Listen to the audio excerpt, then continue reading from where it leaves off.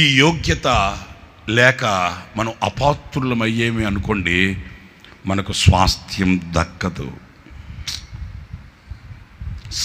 స్వాస్థ్యము దక్కదు.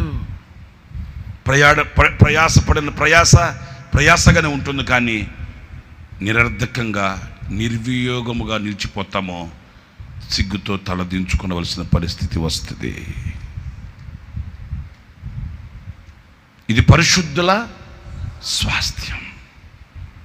వాళ్ళు పరిశుద్ధులు ఎలా ఆ స్వాస్థ్యాన్ని సంపాదించుకున్నారంటే, నేను చెప్పాను కదండి, ఈ లోకానికి వాళ్ళు వెలివేయబడ్డారండి. లోకాన్ని వాళ్ళు ప్రేమించలేదు, లోకాన్ని స్నేహించలేదు. రంపాలతో కోయబడి సలసల కాగే నూనెలో దింపబడి, అదేంటా యేసుప్రభుని నమ్ముకుంటే కష్టాలన్నీ పోతాయి అన్నారు కదా,